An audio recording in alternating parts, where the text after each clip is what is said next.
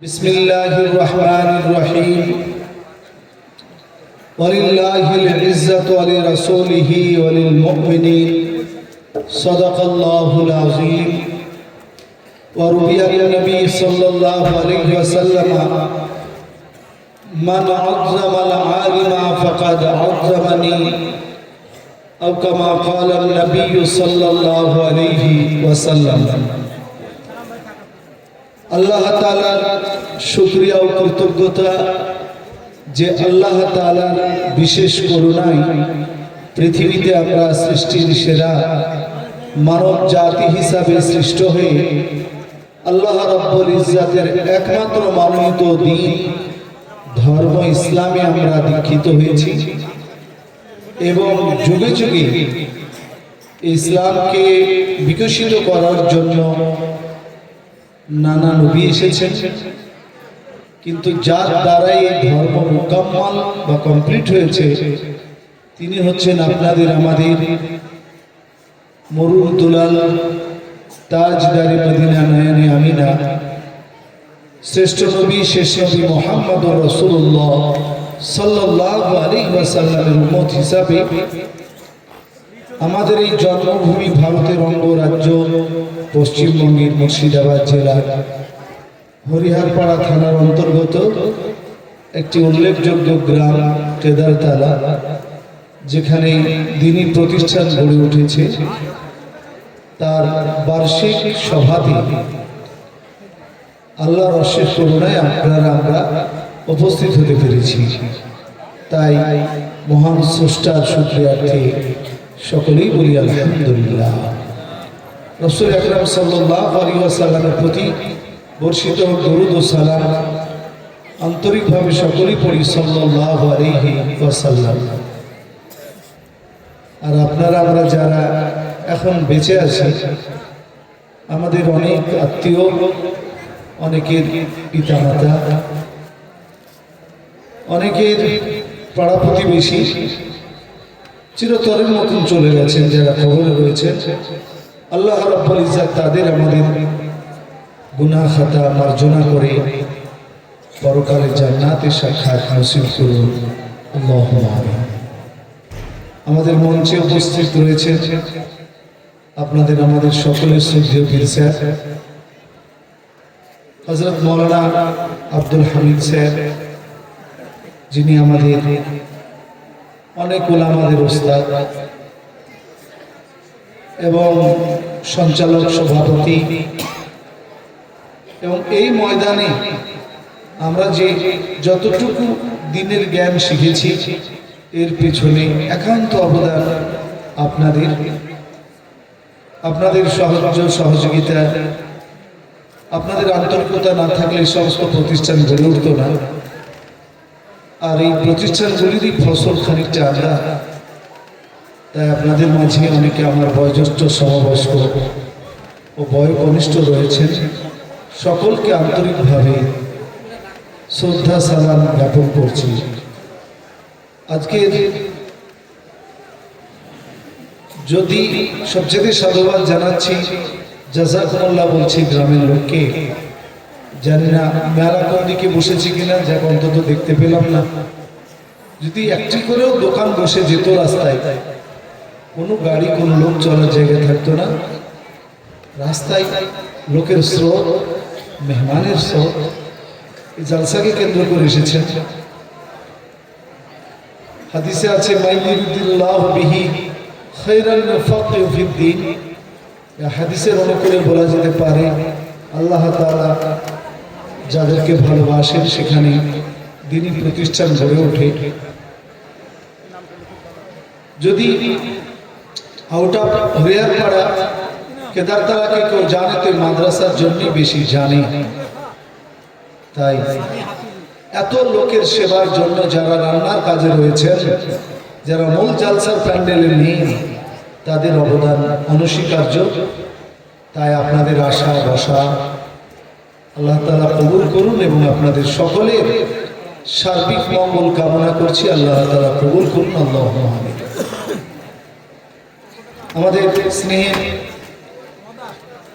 হাফিজ সাহেবউদ্দিন আমাদের Hariharpara জমিয়তের office secretary, দুইজনের নাম বলছিল যে একজন 5,000 দিয়েছেন কোনো মা আবিদা নাকি, একজন 5,000 আদিনা, রহিমা 1,000, মেলা টাকা আছে তার কাছে। আচ্ছা ইনশাল্লাহ শেষের বেলায় করবো না, আর কালীনগরের জন্য রাখো, নাহলে মধ্যেখানে আমি আওয়াজ ভুলে যাবো, তুমি গোলমাল হয়ে যাবে আর কি। আজকে তো বক্তাদের তারকা খচিত সমাজ, এতক্ষণ বললেন মৌলানা আব্দুর রাজ্জাক স্যার, তার কণ্ঠস্বরও ভালো আপনারা শুনলেন। হযরত মৌলানা কারি নুরুজ্জামান সাহেব রয়েছেন এবং মৌলানা জহুরুল ইসলাম সাহেব রয়েছেন। নদিয়া থেকে হাফিজ আব্বাস আসার, সাইফুল আসার কথা, সিনিয়র সাইফুল এসেছেন, আর প্রধান বক্তা এসেছেন। আমার তেমন পরিচয় না থাকলেও আসাম থেকে এসেছেন, নিশ্চয়ই সবাই ভালো আলোচনা করবেন। আর আপনাদের গ্রামে তো আগামীকাল চাষের নামাজ পর্যন্ত এই মাইক চলতেই থাকে। আমি আপনাদের কাছে খালি একমাত্র যে খানিকটা ফাটা কণ্ঠে বলতে এসেছি, আপনাদের আন্তরিকতাও চাইছি, অ্যাটেনশন চাইছি, আর আপনারা একটু কাছাকাছি আসলে বেশি ভালো হতো। তো যাই হোক, তত শীত পড়েনি, নিজের জায়গাটা গরম হয়ে গেছে।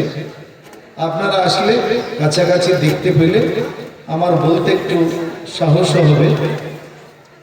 আল্লাহ তাআলা আমাদের সকলকে কবুল করুন, সকলে বলি আল্লাহুম্মা আমিন।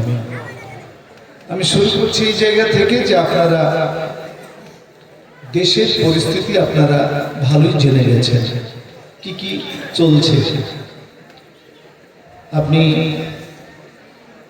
কেদারতলার কোনো চায়ের দোকান থেকেও শুনতে পাবেন যে ভারতে অনেক জায়গাতে মাদ্রাসা ভাঙা পড়েছে, 4 তলা মসজিদ ভাঙা পড়েছে, অনেক বড় বড় আলেম ওলামা কে জেলে পোড়া হয়েছে। এসব আপনারা শুনছেন, নানান রকমের কেস কাছারি চলছে। তা আমাদের কাছে কি দৃষ্টান্ত আছে? আমরা যদি নবীদের মাঝে খুঁজি তাও পাবো ইনশাআল্লাহ। আল্লাহ রাসূল সাল্লাল্লাহু আলাইহি ওয়াসাল্লাম একটা হাদিসে বলেছেন, মান হাফিজা উম্মতি দাখালাল জান্নাহ। এই হাদিসগুলি যদি কেউ মুখস্থ করে আমল করে তা আমার উম্মত জান্নাতে যাবে, বলুন আলহামদুলিল্লাহ। 40টা হাদিস আছে, আলোচ্য বিষয়ের মধ্যে ওগুলিকে নিচ্ছি না, 39 নম্বরেরটা আপনাদেরকে বলছি। আল্লাহ রাসূল সাল্লাল্লাহু আলাইহি ওয়াসাল্লাম বলছেন, ওয়ালাম, তোমরা ভালো করে জেনো। আসলে আরবি গ্রামারে ওয়ালাম শব্দটা ব্যবহার করা হয় পরবর্তী সাবজেক্টটার প্রতি অতি গুরুত্ব দেওয়ার জন্য। খবরদার মনে রেখো তোমরা, আল্লাহ রাসূল সাল্লাল্লাহু আলাইহি ওয়াসাল্লাম ওইভাবেই বলছেন। কাজে একটা ইমানি ব্যাপার, আমরা সেই জায়গায় মজবুত এবং অটুট ভাবে দাঁড়িয়ে থাকবো ইনশাআল্লাহ। আল্লাহ রাসূল সাল্লাল্লাহু আলাইহি ওয়াসাল্লাম বলেন, ওয়ালাম মা সাবাকা লাম ইউখতিক। আল্লাহর পক্ষ থেকে তোমাদের প্রতি যেটা ঘটবে দুনিয়ার কোন শক্তি সেটা ঠেকাতে পারবে না। কাজে যদি আমার মৃত্যু থাকে, দুনিয়ার সমস্ত চিকিৎসা বিজ্ঞান ফেল হয়ে যাবে, পারবে না। আবার এটাও আপনারা দেখেছেন যে ওসামা বিন লাদেনকে কত বছর ধরে খুঁজেছে। আপনার কেদারতলাতে একটা সুই পড়ে থাকলেও এখনকার স্যাটেলাইট ক্যামেরা জোর আছে তাদের, তারা সেটাকেও খুঁজে বের করতে পারবে, কিন্তু পারে না। আরে হাজরিন, তা আল্লাহ রাসূল সাল্লাল্লাহু আলাইহি ওয়াসাল্লাম বলছেন, যেটা তোমাদের ঘটার কথা সেটা যদি ঘটে, দুনিয়ার কোনো শক্তি ঠেকাতে পারবে না। আলাম ইউসিক। আর যদি তোমাদের কপালে নসিবে না থাকে, তোমাদের অমঙ্গল যদি না থাকে, তোমাদের অস্বাস্থ্যকর পরিস্থিতি যদি না থাকে, তোমাদের মৃত্যু যদি না থাকে, দুনিয়ার সমস্ত শক্তি যদি চায় যে তোমাদের ক্ষতি করব, কেউ তোমাদের ক্ষতি করতে পারবে না। বলে সুবহানাল্লাহ। এই জায়গাতে আমরা ঈমান মজবুত রাখবো, বলুন ইনশাআল্লাহ। রাখবো তো নাকি? এটা আমরা বিশ্বাস রাখি। দেখেন, এটার একটা ছোট্ট ঘটনা বলি, দূর থেকে শুনে অনেকে অপব্যাখ্যা করে ফেলবেন। হযরতে জাকারিয়া আলাইহিস সালামের বংশের লোকেরা এবং গ্রামের লোকেরা, সমাজের লোকেরা তার বিরোধী হয়ে গেল। একজন নবী যিনি নিষ্পাপ, পাপের যারা কল্পনা করেন না, সে নবী জাকারিয়া আলাইহিস সালাম তার বিরুদ্ধে। একদিন গ্রামের লোক খেপে গিয়ে, আত্মীয়রা খেপে গেলে, ধর ওকে হত্যা করে ফেলতেন। সবাই বাঁচতে চায়, জাকারিয়া আলাইহিস সালাম গ্রাম ছেড়ে দিলেন। কিন্তু তার যারা দুশমন তারা তাকে ধাওয়া করলো, তাড়া করলো। জাকারিয়া আলাইহিস সালাম আগে, গোটা শত্রুরা পেছনে, প্রায় ধরে ফেলবেই। একটা বাগানে জঙ্গল, ঘন গাছের মধ্যে ঢুকে পড়লেন। পৃথিবীর ইতিহাসে হযরত জাকারিয়া আলাইহিস সালামকে যে নিরাপত্তা দেওয়া হয়েছিল আপনি দ্বিতীয়বার পাবেন না। কি নিরাপত্তা দেওয়া হয়েছে আপনারা অনেকের জানা, শুনেছেন, এগুলি সুর করে সব বলে, আমার তো শুরু নয়, আপনারাকে খালি মনে করে দিচ্ছি। গাছ ফেটে গেল, জাকারিয়া আলাইহিস সালাম ঢুকে গেলেন। তার শত্রুরা তন্ন তন্ন করে খুঁজল জঙ্গলে, গাছের উপরে, দেখ এই গাছের ওতে লুকিয়ে আছে কিনা, দেখ, পেল না। তারা ঠিক মনে মনে ঠিক করলো যে গেল কোথায়, এই তো এই বাগান, এই জঙ্গলের বাইরে তো যাইনি, আমরা তো সব লোক, গেল কোথায়? যা পাওয়া গেল না, অদ্বারাতে মিরাকেল ঘটনা ঘটতো, অলৌকিক ঘটনা ঘটতো, অসময়ে ভালো ভালো ফল দেখতে পাওয়া যেত, কোনো অলৌকিকতা হয়েছে। গাছগুলি গাছ কাটা শুরু করলো, করার দিন জাকারিয়া আলাইহিস সালাম যে গাছের ভিতরে আছেন, গাছ যেখানে আশ্রয় দিয়েছে তাকে দেখতে পাওয়া যাচ্ছে না। ব্যাস, গাছ তার কাঠ কেটে যখন চামড়া করে স্পর্শ করলো, তো ব্যথা হবে না, হবে না, কষ্ট পাবে না, পাবে না। জাকারিয়া আলাইহিস সালাম তাফসীর অনুসারে দ্বিখণ্ডিত হয়ে গেলেন। এটা আপনাদেরকে মনে করে দিতে চাইছি।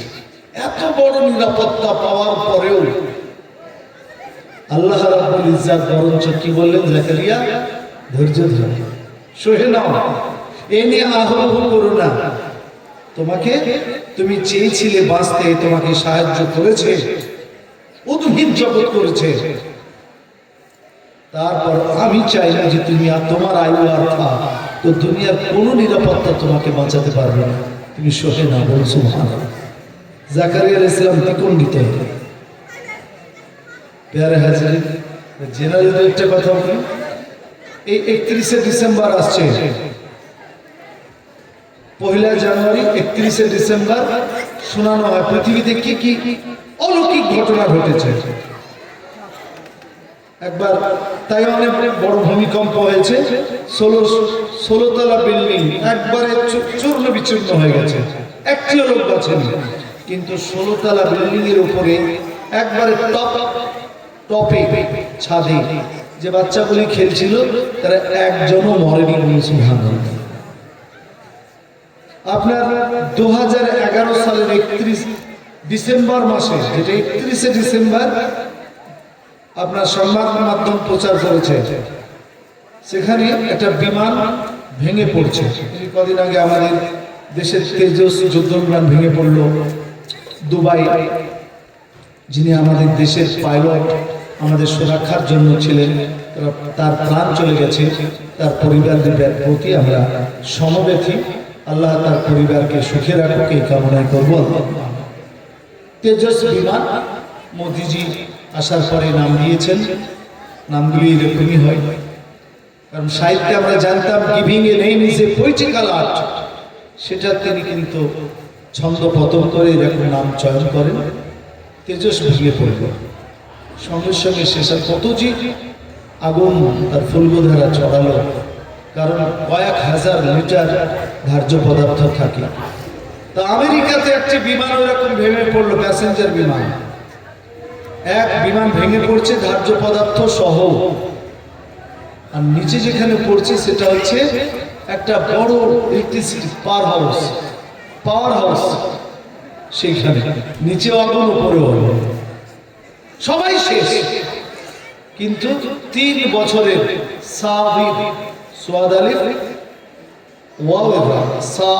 বলে একটি বাচ্চা, 3 বছর বয়স, যেমন মায়ের কোলে ঘুমিয়ে থাকে, পড়ে ওই রকম ঘুমিয়েছিল। কারো কল্পনাই ছিল না যেখানে কেউ বেঁচে থাকবে।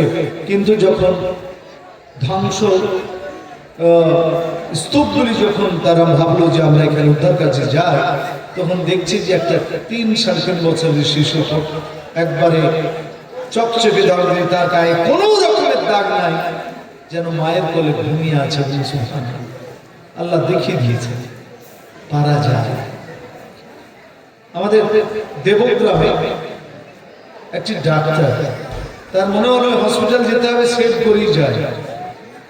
নাপিত, তিনি ডাক্তার এমবিবিএস, নাপিত সেভ করতে গিয়ে একটা তিল ছিল, কেটে গেল খুঁড়ি।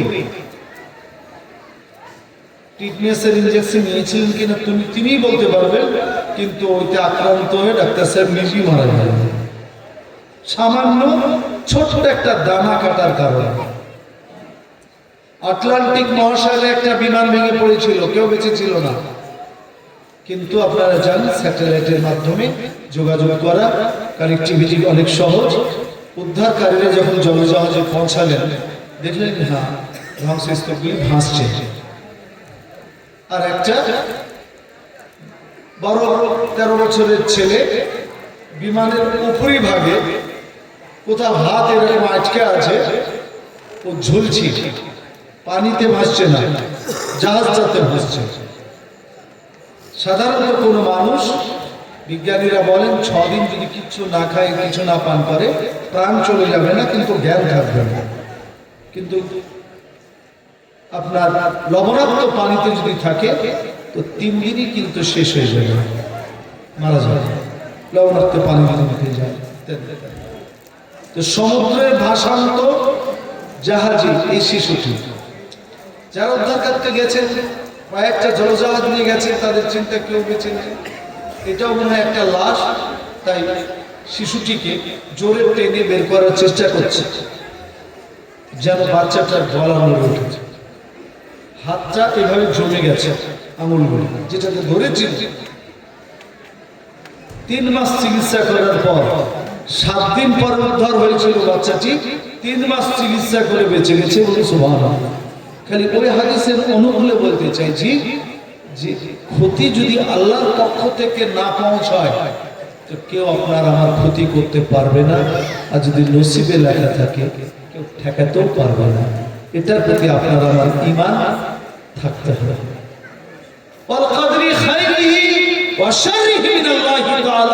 আমরা প্রত্যেকেই মানে নিয়েছি ভালো মন্দ যা কিছু হয় আল্লাহর পক্ষ থেকে হয়, এটাই মুসলমানদের ঈমান থাকতে হবে। এতে কোনো রকমের সন্দেহ করা চলবে না। আমরা এটার উপর চলবো বলুন ইনশাআল্লাহ। তাতে যোগী চিল্লা আর মোদি চিল্লা আর সুরেন্দ্র ভোগ ভোগ করুক, তাতে কোনো যায় আসে না।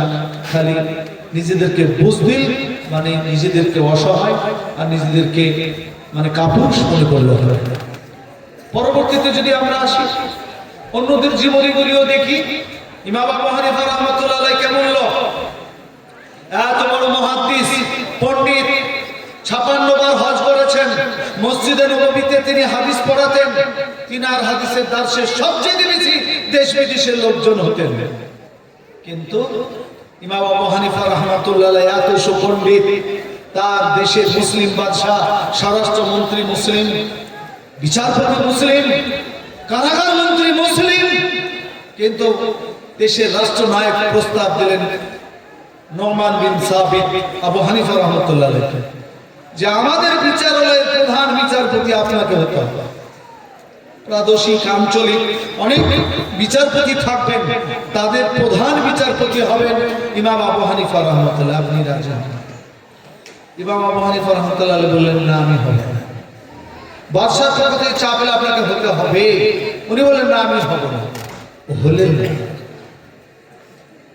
তার কাছের লোকেরা জিজ্ঞাসা করলেন, হুজুর এত বড় পদ, বাদশার মন্ডুপাত হবে কিনা, একজন জাল ঠিক করে দেয়, আপনি দেশের প্রধানমন্ত্রী, প্রধান বিচারপতি অসীনে আসলে অসীন হওয়ার সুযোগ পেয়েছিলেন, কেন গ্রহণ করলেন না? বললেন আমার রাষ্ট্রনায়ক যদি পাক্কা দিনদার হতেন তা আমি ওই পোস্ট গ্রহণ করতাম।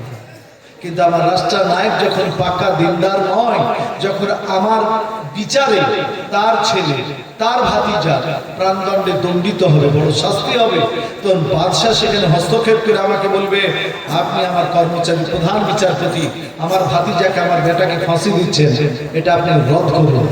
তখন একদিকে থাকবে হাদিস কোরআন আর একদিক থেকে থাকবে বাদশাহর বাণী। কাজে আমার বাদশাহ পূর্ণ দিনদার নয়, তার আন্ডারে প্রধান বিচারপতি হব না, কারণ হাদিস কোরআনের অনুকূলে বিচার করা যাবে না। বাদশাহ খেপে গেল শুনে। আরো আবু হানিফা রাহমাতুল্লাহ আলাইহি এত বড় বুজুর্গ, এত আল্লাহওয়ালা হওয়া সত্ত্বেও তাকে জেলখানাতে জীবন কাটাতে হয়েছে। তার লাশ জেলখানা থেকে বেরিয়েছে।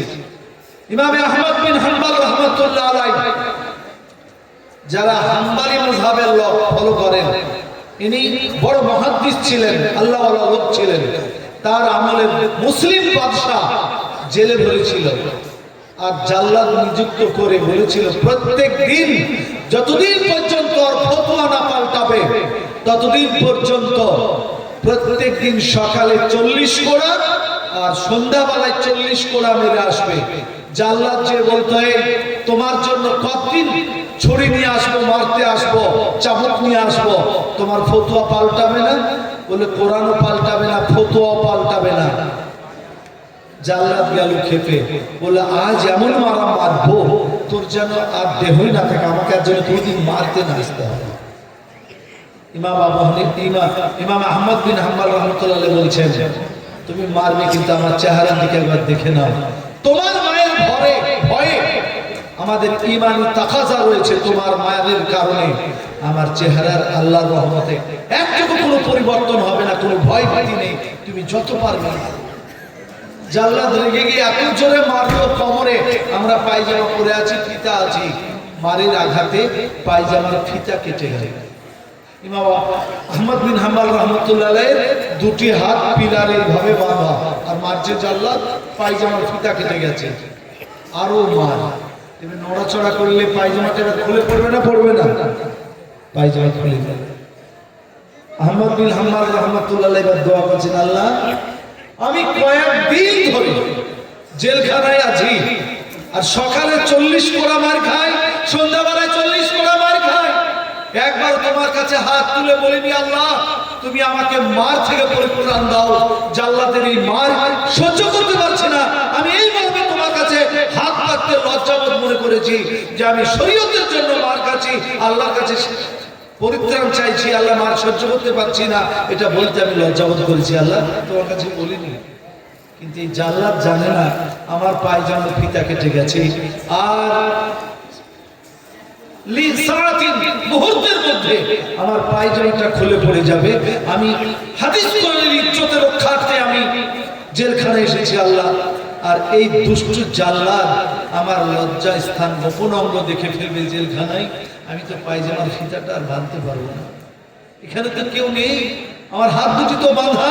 ইয়া রাব্বাল আলামিন, তুদিল্লু মান তাশা ওয়া তুইজ্জু মান তাশা বিয়াদিকাল খায়র। আমার ইমাম যে ইজ্জত এবং অপমানের মান সম্মানের মালিক আল্লাহ, তুমি, তোমার হাতে ভালো মন্দের মালিক, তুমি আমার ইজ্জত রক্ষা করো আল্লাহ। তিনি লিখেছেন আহমদ বিন হাম্বল রাহমাতুল্লাহ আলাইহি, জেলখানায় কেউ নাই, জাল্লাদ আর আমি হাত দুটি বাঁধা, কার যেন হাত এসে আমার খুলে যাওয়া পায়জামার ফিতা টেনে বেঁধে দিয়ে চলে গেল। বলুন সুবহানাল্লাহ। এত যোগী নবীজি, এ দুর্ছায়ারা পৃথিবীর মানচিত্রে কত হায়ারা শক্তি এসেছে, তবু ইমানদারদের পরীক্ষা হয়েছে, ইমানদাররা কষ্ট পেয়েছে, কিন্তু আখির তারাই কামিয়াবি হয়েছে। কাজী খেলো না সমঝকর হমেं না বরবাদ করনা, हम भी किसी के बनाए हुए हैं। খেলার পুতুল মনে করে আমাদেরকে ধ্বংস করো না, আমাদের একজন স্রষ্টা আছেন, তিনি হলেন আল্লাহ। বলুন আলহামদুলিল্লাহ।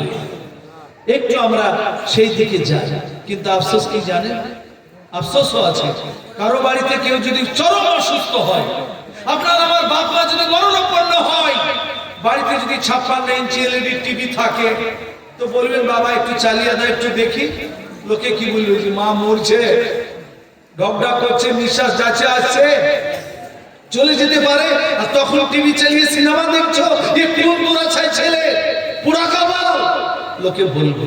এখনো মানুষ যদি শুনে নেয় যে আমার ক্যান্সার ধরা পড়েছে, যে পাপগুলি খুব ব্যস্ত ছিল সে পাপগুলি সে ছেড়ে দেয়। আল্লাহ অন্যায় আর করবো না, আমাকে দুরারোগ্য ব্যাধি থেকে আমাকে তুমি হেফাজত করো, সুস্থতা দান করো। মানুষ বিপদগ্রস্ত হলে পাপ করা ছেড়ে দেয়, কিন্তু আফসোস আমাদের এত বিপদ হচ্ছে কিন্তু পাপে আমরা আরো জমে যাচ্ছি, পাপ কমে না। বলুন আজ থেকে 30 বছরের আগে 30 বছরের সঙ্গে এখনকার কম্পেয়ার করুন, মাতালের সংখ্যা বেড়েছে না কমেছে? জোয়ারির সংখ্যা কমেছে না বেড়েছে? লটারির টিকিট কাটা বেড়েছে না কমেছে? সব বেড়েছে। আমরা ভাবছি না এটা যে যোগীজিরা চাই আমাদের নাগরিকত্ব কেড়ে নিতে। ওই আসামের এক হিমান্ত বিশ্ব শয়তান রয়েছে, সে চাই মুসলমানদেরকে যদি পারতো যে অক্সিজেনের মালিক যদি তাকে করে দিতেন আল্লাহ, তো 1 মিনিটের মধ্যে মুসলমানদের অক্সিজেন বন্ধ করে মেরে দিত। এরকম দুষ্টুমি করছে। আমরা কিন্তু আল্লাহর দিকে ধাবিত হচ্ছি না যে আমাদের বিরুদ্ধে লোক খাড়া হয়েছে, তো কমসে কম আমরা আল্লাহমুখী হই, মসজিদমুখী হই, মাদ্রাসামুখী হই। আমরা হই দেখেন পৃথিবীতে সবচেয়ে শ্রেষ্ঠ গ্রন্থ কি? আপনার আমার ঈমান কি? কোরআন না? আমানতু বিল্লাহি মালাইকাতিহি ওয়া কুতুবিহি। কুতুব কিতাবের বহুবচন, তাওরাত, জবুর, ইনজিল আর তার সঙ্গে কোরআন। তাই কিতাবের বহুবচন হচ্ছে কুতুব।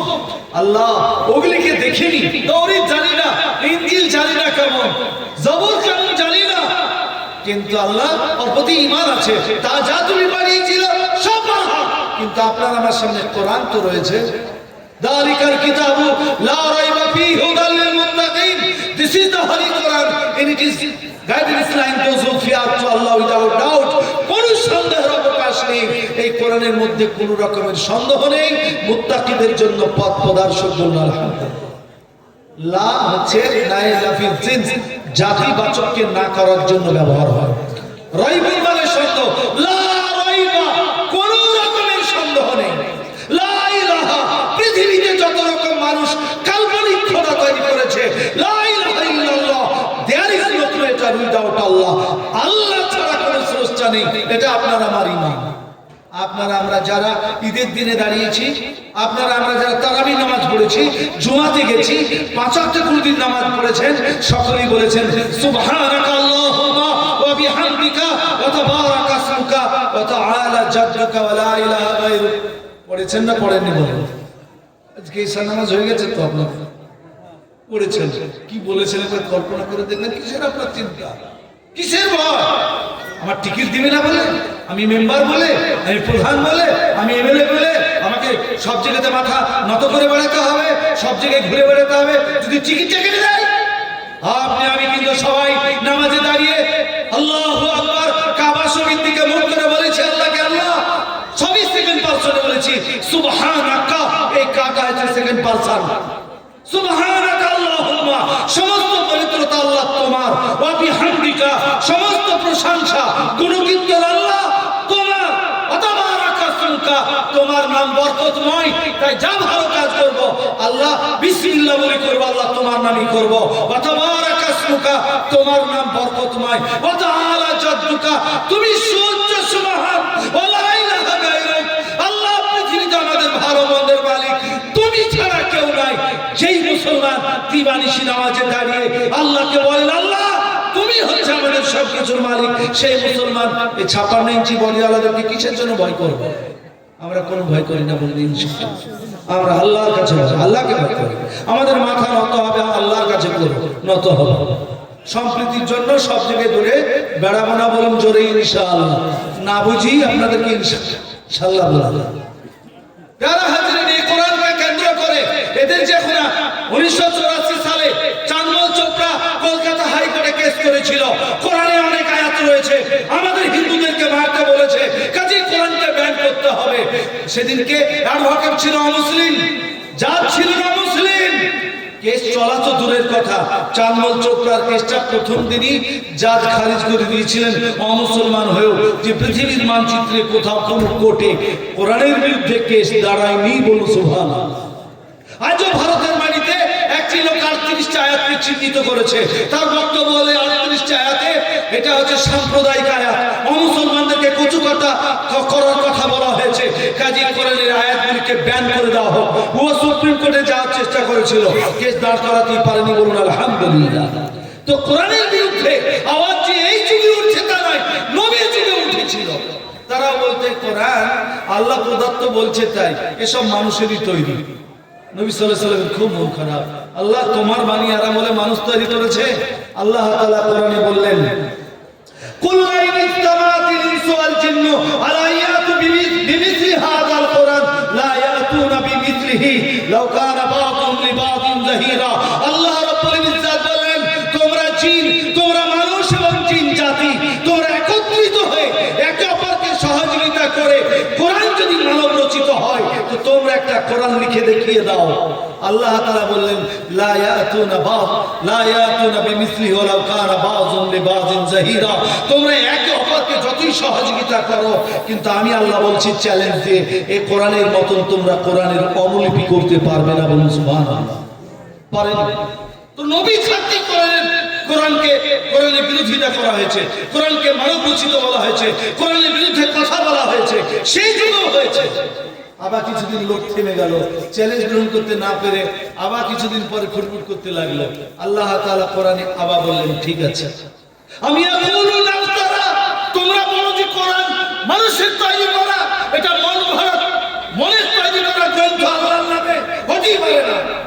আল্লাহ তাআলা বললেন, ফাতু বিআশরি সুওয়ারিন মিসলি মুফতারায়াতিন ওয়াদউ মান ইসতাতাতুম মিন দুনিল্লাহি ইন কুনতুম সাদিকিন।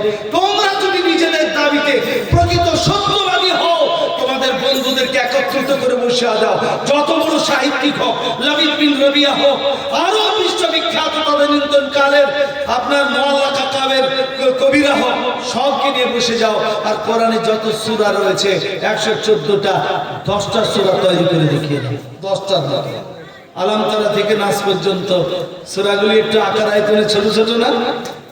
আপনারা আমরা কাঁচা নামাজি মুখস্থ ওরকমই করে দেবো। আল্লাহ তাআলা বললেন, তোমরা পারবে না, পারবে না। এবার একটু চুপ গেল, বেশি দিন চুপ থাকার পর বললো না, এ বিশ্বাস হয় না, এ মানুষেরই তৈরি। আল্লাহ তাআলা প্রথম পারাতে বললেন, ইন কুনতুম ফি রাইবিন মিম্মা নাযালনা আলা আবদিনা। তোমরা যদি সন্দেহ করো আমার বান্দার প্রতি, নবীর প্রতি যে অবতীর্ণ করেছে কোরআন, তোমাদের যদি সন্দেহ থাকে, ফাতু বিসূরাতিন মিন মিসলি। একটা কোরআন নয়, 10টা সূরা নয়, 2টো সূরা নয়, কোরআনের আকার আয়তনে যে কোনো একটা সূরার মতন তোমরা সূরা তৈরি করে দাও। যদি মানব রচিত হয়, তোমরা বিশ্ব কবি রয়েছে, একটা সূরা তৈরি করে ফাতু বিসূরাতিন মিসলি ওয়াদউ শুহাদাকুম মিন দুনিল্লাহ। তোমাদের সহযোগীদেরকে যত পারবে ডাকো, যে তৈরি করো। তাও তৈরি করতে পারেনি। হ্যাঁ, লাবিদ বিন রবিয়াকে তারা ডাকলো, একে বলা হয় সাসপেন্ডেড পয়েন্ট, ওইদিকে আর যাচ্ছি না। লাবিদ বিন রবিয়া এসেও গেলেন, পরবর্তীতে ইসলাম কবুল করেছেন। বলো কোরআনের মতন তোমরা একটা সূরা তৈরি করো। তিনি তৈরি করলেন, একটা লিখেছিলেন। আমরা কোরআনে পড়েছি না, আল হাক্কা তুমাল হাক্কা ওয়া মা আদরাকা মাল হাক্কা, এইরকম আল কারিয়া তুমাল কারিয়া, এইরকম পড়েছি। উনি একটা তৈরি করলেন, আল ফিল মাল ফিল ওয়া মা আদরাকা মাল ফিল। এই অনুকূলে চেষ্টা করলেন, আল কারিয়া তুমাল কারিয়া ওয়া মা আদরাকা মাল কারিয়া। উনি তৈরি করলেন, আল ফিল মাল ফিল ওয়া মা আদরাকা মাল ফিল লাহু যামিলুন কালিল ওয়া খুরতুমুন তাবিল। হাতি একটা হাতি, তোমরা কি হাতি দেখেছো? তার লেজ হয় ছোট, সুরটা হয় বড়। তার পক্ষের যারা লোক ছিল তারা শুনো খিলখিল করে লজ্জায় হেসে চলে গেল, যেটা একটা তৈরি হলো, এটা তো হাতির রচনা। লাবিদ বিন রবিয়া বলেন, ঠিক আছে, দায়িত্ব নিলাম, আমি রাত্রে নিরালায় বসে লিখে দিব। সূর্য ওঠার পর তোমরা কাবা শরীফে ঝুলানো থাকবে, আমি তৈরি করে দেবো সূরা কোরআনের মতো, কাবা শরীফে ঝুলানো থাকবে, তোমরা দেখতে যাবে সূর্য ওঠার পরে। লোকের ঘুম হয়নি। নবী মুহাম্মদ চ্যালেঞ্জ করেছেন, তার কোরআন চ্যালেঞ্জ করেছে। লাবিদ বিন রবিয়া চ্যালেঞ্জ গ্রহণ করে লিখে দিয়ে আমাদের সম্মান রক্ষা করবে। সকালবেলায় দেখতে যাচ্ছে, যেই দেখে সব চলে আসে। কে জিজ্ঞাসা করে কি লিখেছে, বলে তুমি যা পড়ো না। আরেকজন বলে কি লিখেছে, বলে তুমি যা পড়ো না। কি লেখা ছিল? লাইসা হাদাল কালাম কা কালামিল বাশার, এই কোরআন কোনো মানব রচিত করা ভাষা নয়, এটা কোনো মানুষের তৈরি করা ভাষা নয়। কাজে কোনো মানুষ এর মতন করে কেউ লিখতে পারবে না। বিশ্ববিখ্যাত তখনকার মুআল্লাকা কবি লাবিদ বিন রাবিয়া ওই লিখে পালিয়ে গেলেন যে এর নকল কেউ করতে পারবে না। শেষ পর্যন্ত লাবিদ বিন রাবিয়াও ইসলাম কবুল করেছিলেন। বলুন নারায়ে তাকবীর। এই কোরআন আমাদের কাছে আছে, এত মূল্যবান, এত পবিত্র। আমার বিশ্বাস যে লোকগুলি কোরআন পড়া জানে না, মসজিদে কোনোদিন আসেনি, সেই লোকটা যদি চায়ের দোকানে বসে থাকে, হয়তো সে মাতাল হতে পারে, জুয়ারি হতে পারে, বিভিন্ন রকমের সুদখোর হতে পারে, কিন্তু তার ভিতরে ঈমান আছে। সে যদি শোনে যে আমাদের কোরআনের উপরে কেউ পা দিয়ে দাঁড়িয়েছে, তো আর সহ্য হবে না। কারণ ওর ভিতরে যে ইমানের ফুলগু ধরা আছে, সেটা থেকে লাফাচ্ছে যে আমার বাড়িতে গরম আলু থাকতেও আমাদের কোরআনে পা দিয়ে দাঁড়াবে। ও শখে দিয়েই দৌড়বে যে তোকে মারবো, হাতে চুরি করে নেবে, এতেই মরবো। ও কোরআনের উপর পা তোলা বরদাস্ত করতে পারবে না। পারবে বলুন? যারা মসজিদে নামাজ পড়তে আসে না, সে যদি শুনতে পায় যে কুন্তুর আচার এসে আমাদের কিদারতলা মসজিদে পেশাব করে দিয়েছে, ও জানিয়ে দিবে এটাই হচ্ছে ঈমান। সেই জন্য নবী সাল্লাল্লাহু আলাইহি ওয়াসাল্লাম বলেছেন, খবরদার কাউকে বেঈমান বলে না, কাউকে বেঈমান বলো না। আমার নবী বলেছেন, লা ইউমিনু আহাদুকুম হাত্তা কুনা হাব্বা ইলাই, তোমাদের মধ্যে কেউ ঈমানদার হতে পারবে না যদি আমাকে তার ছেলে মেয়ের চেয়েও না ভালোবাসে। আপনাদের মনে হতে পারে আমরা মনে হয় নবীকে ছেলে মেয়ের চেয়ে বেশি ভালোবাসি না। অবশ্যই বাসেন। আপনার ছেলেকে যদি আমি সম্বন্ধী বলি, এমন কিছু মনে করবেন না, বলেছে, কিন্তু নবীকে কেউ বলুক তো আপনি সহ্য করতে পারবেন। যে লোকটা কোনদিন মসজিদে আসেনি, সে যদি শুনতে পায় আমার নবীকে গালি দিয়েছে, ওর পাশ দিতে প্রস্তুত, এটাই নামে ঈমান, এটাই হচ্ছে নবীর উম্মত। ও গুনাহগার হতে পারে, কিন্তু ওর ভিতরে যে ঈমানটা রয়েছে তা দিয়ে নবীকে গালি দেওয়াটা বরদাস্ত করতে পারে না। যোগীজি মোদিজি এইখানে আপনারা সতর্ক হয়ে যান। মুসলমান সব জায়গায় আপোষ করতে পারে, কিন্তু ঈমানের সঙ্গে মুসলমান কোনদিন আপোষ করবো না বলবেন ইনশাআল্লাহ। কেমন না সমাজকার হামেলা বরবাদ করনা, শুরুতেই বলেছি মঞ্জিল সে বড়কর মঞ্জিল তালাশ কর, মিল গয়ে তুঝকো দরিয়া তো সমুদ্র তালাশ কর। হে মুসলমানরা, আগে উন্নতি করেছেন, আরো উন্নতি করুন। যদি নদী বিজয় করে থাকেন, সমুদ্র বিজয় করে ক্ষান্ত হবে। নদী জয় করার পর মনে করবেন না যে আমরা সব জয় করে নিয়েছি। মেম্বার হয়েছে তো মনে হয়েছে এবার সবকিছু হয়েছে। দুটো জেনারেল কথা বলতে চাইছে, আপনারা সাহস দেবেন, শুনতে পারবেন। এলাকায় খুব ভয় এই এলাকাতে, কারণ আমার বক্তব্যের কারণে এখানকার মৌলানা সাহেবেরা চাপে পড়ে যাবে, এটা আমি চাই না। কারণ আমি তো বলে চলে যাবো, আর ধরে পাবেন না। আর আমি তো আদায় করতে আসবো না, কিন্তু মুফতি ইসরাইল সাহেবের আদায় করতে হবে। ওনাকে দেখে বলছিলাম যে মোদি যোগীরা চায় আপনাদের মতন লোককে ধরে পেতে, মানে 7টা মিনিট। মুফতি ইসরাইল সাহেব চিনছেন তো সবাই নাকি, যে একটা সম্পদ হয়, যে যখন থাকে না, বাপ থাকতে বাপের মর্ম গুরুত্ব মর্যাদা বুঝছি না, যেদিন থাকবে না সেদিন বুঝবেন। যার মা নাই, বিছানায় এখন জ্বর হয়ে কাতরাচ্ছেন, বুঝতে পারবেন তিনি যে মা কই জিনিস। আপনার বয়স 60, আপনি জ্বরে কাঁপছেন, কিন্তু আপনার মায়ের বয়স 80, হাত হিলে তাও যখন এসে কপালে হাত দেয়, বেটা কখন থেকে খাওনি, আপনার জান ঠান্ডা হেঁটে যান। মা যেদিন থাকবে না সেদিন বুঝতে পারবেন মা কাকে বলে। আলেম ওলামাদের মান সম্মান আপনারা অনেক দিয়েছেন, তাই বলে এত মাদ্রাসা হয়েছে। মুফতি ইসরাইল সাহেব আমাদের জেলার একটা সম্পদ, চাই কেদারতলায় থাকুক বা যেখানেই থাকুক, আমরা চাই ওইখানেই বেশি বেশি সেবা করুন। আল্লাহ কবুল করুন, বলুন আল্লাহ আমিন। প্যারা হাজির বুজুর্গ আপনাদেরকে মিলিয়ে দিচ্ছি, আপনাদের সামনে আলামিন মিশন আছে। আলামিন মিশন কত ডাক্তার তৈরি করে, কত ইঞ্জিনিয়ার তৈরি করে, কত আইপিএস অফিসার তৈরি করে, কিন্তু তবুও বলতে চাইছি কত রকমের মিশন রয়েছে। কিন্তু আমি তাদেরকে বলতে চাই, আপনাদের শিশু বিকাশ, আপনাদের হাই স্কুল, আপনাদের মিশনগুলিতে যেই বইগুলি পড়া হয়, আজও এমন শব্দ পড়ানো হয় যাতে ঈমান চলে যায়। কেন আপনি বাংলা সাহিত্যের লোক, কেন একটু কবিতা লিখলেন না? কেন আপনি উপন্যাস লিখলেন না? কেন ইতিহাস ঠিক করে পড়াতে জানলেন না? কিন্তু আমরা আপনাদের আদা, রসুন, পেঁয়াজ এমন ডাল খাওয়ালাম যে ডালের তলা পর্যন্ত দেখতে পাওয়া যায়, কিন্তু আপনাদেরকে চোখে আঙুল দিয়ে দেখিয়ে দিতে পারবো আলিফ বা থেকে নিয়ে বুখারী পর্যন্ত আমাদের এই লাইনে যা পড়া হয়, এর ব্যাখ্যা বিশ্লেষণ, এর ট্রান্সলেশন, এর মানে কমেন্টেটর, এর তাফসীর, এর ব্যাখ্যা বিশ্লেষণ যা কিছু করেছে আমরাই করেছি, আমরাই এর ব্যাখ্যা বিশ্লেষণ করেছি। কোনো জাতির কাছে ধার করিনি, আপনাদের কাছে আমরা ঋণী এই মনে করে আমরা আজও বলে বেড়াই যে আল্লাহ নবী সাল্লাল্লাহু আলাইহি ওয়াসাল্লাম বলেছেন, উলামা ওয়ারাসাতুল ওয়ারাসাতুল আম্বিয়া, আলেমেরাই হচ্ছে নবীদের ওয়ারিস। কাজে আর কোন নবী আসবেন না এই জাতির কেউ ঈমান চুরি করতে চাইবে। কারা এদের ঈমান বাঁচানোর চেষ্টা করবে? আলেমুলামাকে পথে নামতে হবে। জাতি আগে জেলে যাবে না, জাতি আগে গর্দান কাটাবে না, আলেমুলামাদের গর্দান আগে কাটবে। আলেমুলামারাই জেলকে আবাদ করবে। আমার কওমের, আমার নবীর উম্মতের যেন তারা ঈমান চুরি না করতে পারে, ওই খিদমত করার আমাদের তৌফিক দান আল্লাহ করুন, বলুন আল্লাহ। এই জন্য আমরা অন্য জনের বলে শুনতে চাই না, কিন্তু আপনারা আজও পড়াচ্ছেন। খোকা গেল মাছ ধরতে ক্ষীণ নদীর কূলে, ছিপ নিয়ে গেল খোলা ব্যাঙে, মাছ নিয়ে গেল চিলে। দার্শনিকরা বলেছেন the brain of a child as a white paper. একজন কচি বাচ্চার মস্তিষ্ক হচ্ছে সাদা কাগজের মতন স্বচ্ছ, তাকে মিথ্যা পড়ানো হচ্ছে এখনো 300 টাকা দিয়ে। কেন পড়ানো হবে? ওই ছেলেটাই যখন তার খালো এলো একটু কবিতাকে শুনিয়ে দিল, খোকা গেল মাছ ধরতে ক্ষীণ নদীর কূলে, পকেট থেকে বের করে 100 টাকা দিয়ে দিল সালফ বেটাকে। মানে তুই মিথ্যা বলছিস আরো বল। প্যারা হাজিরি, আমরা কতদিন আগে বলেছি যে রাম বলে ফুল পড়ে, সারা জীবন ফুলই গুছিয়ে বেড়াবে আর রহিম গরু চুরিয়ে বেড়াবে। আজও গল্পের নাম ডাকাত, উপন্যাস বাংলা। ডাকাত গল্পেতে আপনার পুলিশের চরিত্র আছে হিন্দু, আপনার কারাগার মানে কারার দপ্তরের লোকের চরিত্র আছে হিন্দু, বাড়ি এলাকার বাড়িতে ডাকাত হয়েছে সেও হিন্দু, বাড়ি পাহারাদার হিন্দু। আর ওই গল্পে যে লোকটা ডাকাত তার নাম নাসির। যতদিন এই সাহিত্য বেঁচে থাকবে মুসলমান ডাকাত হিসাবে বেঁচে থাকবে। এর প্রতিবাদ কে করবে? আমাদের কি দলে বেড়াতে হবে? আপনাদের যখন চোখ করবে আপনারা এমএসএম কমকে হোল্ডার আপনারা ঘুমিয়ে থাকবেন। আজ গ্রাম বাংলাতে যাত্রা হয়ে বেড়াতো, যাত্রার নাম ছিল সম্রাট আওরঙ্গজেব। আমরা যাত্রা দেখে বেড়াইনি, কিন্তু যখন চলেছিল 90 সালে তখন ওটা পড়ে নিয়েছিলাম।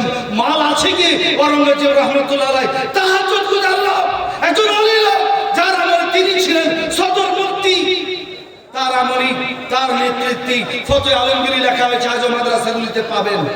তো মনে মনে হলো সম্রাট আওরঙ্গজেব বলে যাত্রা কি দেখাই, একটু পড়ে নি তাতে কি লেখা আছে। আওরঙ্গজেব হাটে টুপি বিক্রি করছেন। হিন্দু ভাই একজন যুবক দাঁড়িয়ে ভাবছে সত্যি আমাদের দেশের সম্রাট টুপি বিক্রি করে খায়, টুপি বিক্রি করছে। খুব তাজ্জব। সম্রাট আওরঙ্গজেবের চোখে চোখ পড়ে গেল। সম্রাট আওরঙ্গজেব রহমতুল্লাহ উঠলেন, বলে বাবা তুমি কি দেখছো? বলে জাহাপানা কিছুই দেখিনি, আপনাকে দেখতে এসেছি, আপনাকে দেখে আমার শ্রদ্ধায় ভরে গেল প্রাণ। বলে নাও আমি তোমাকে একটা টুপি দিলাম, নিয়ে যাও। এবার আপনাদেরকে বলতে চাইছি মোদিজির সঙ্গে আমার একবার এইরকম, মোদিজি আমাকেও পালে ছাড়বে না, আমিও সেরকম পারলে ফাঁকা বম দিয়ে তাকে উড়িয়ে দেবো। বম মানে বম নয়, ওটা ভোট, বুঝতে পেরেছেন? ফাটা ভোট, ফাটা ভোট। তো সম্রাট আওরঙ্গজেব টুপি পরিয়ে দিলেন। তো মোদিজির সাথে আমার যদি দেখা হয়, আমাকে যদি একটা কলম দিয়ে দেয়, আমি এসে আপনাদের কাছে হয়তো বলবো দেখছেন আমার এটা স্মৃতি, প্রধানমন্ত্রী কলমটা দিয়েছেন। আদর্শগত আমার মিল নেই, কিন্তু তার একটা পদের মূল্য আছে, চেয়ারের মূল্য আছে। হবে না হবে না বলো, সে জেলে কি হবে? এই গ্রামে যদি মমতা ব্যানার্জি আসে, আমাদের নিয়ামত হাজি সাহেব যদি একবার দেখাবে যে মনে করে ধন্য হয়ে গেলাম আমি, একবারে আপন ব্যাপার ব্যাটার ব্যাটার। তো সেই মমতা ব্যানার্জি যদি আপনার গলা এখন মালা পরিয়ে দেয় তা আপনার কি মনে হবে? লোকটা আমাদের মৌলবীদেরকে পর্যন্ত দেখছি এবার এরকম করে মুখ বাড়িয়ে দিচ্ছে, জানো মমতার আগে একটু খালি আমার মাথার ছবিটা উঠলেই হলো, মনে হচ্ছে আমি জান্নাতে চলে গেলেন, এরকম ভাবছে আছে। প্যারা হাজির বুজুর্গ দোস্ত রাজিজ, আওরঙ্গজেব ছেলেটি হিন্দু, টুপি পরিয়ে দিলেন।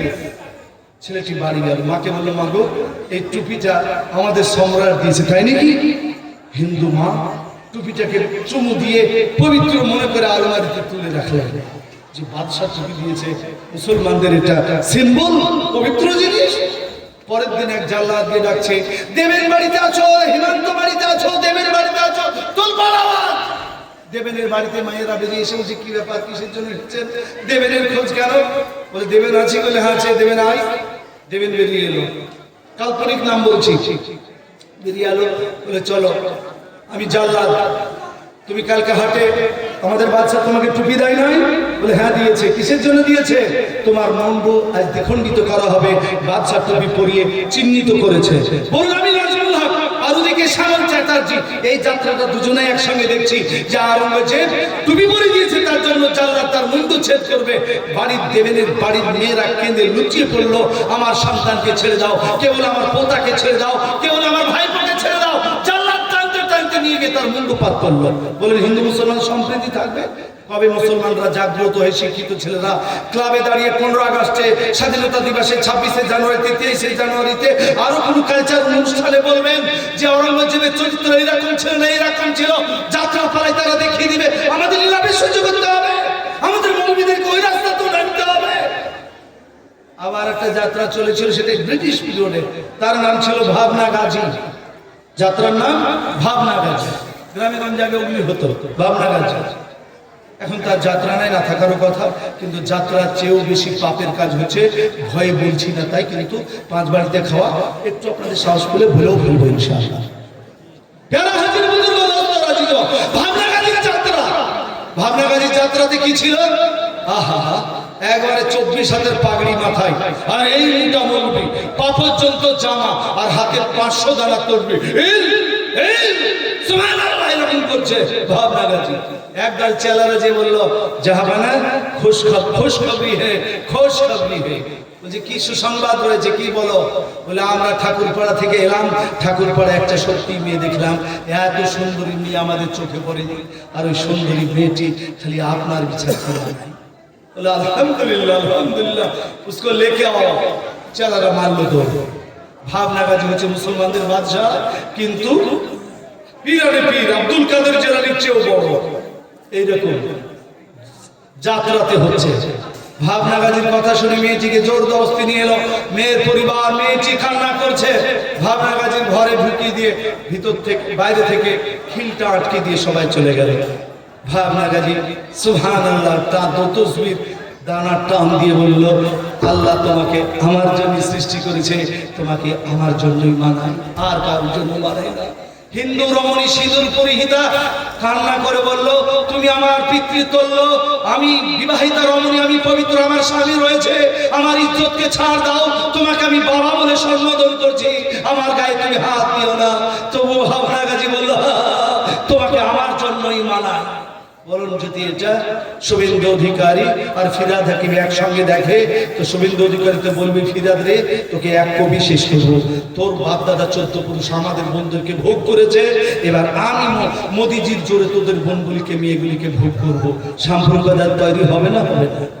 আপনারা রাস্তায় নেমেছিলেন, এমএসসিএম মনে মনে করছেন মৌলবীরা কি করেছে? আমরা নাজমুল হক 90 সালে ফারেক হয়ে আমরা ওলামারা আমাদের যাত্রা, যারা তাদের ইউনিয়ন ছিল তখন, তাদেরকে চিঠি দিয়েছিলাম যে এই যাত্রা বন্ধ করতে হবে, নাহলে এই গ্রামে গঞ্জের জন্য আন্দোলন চলবে।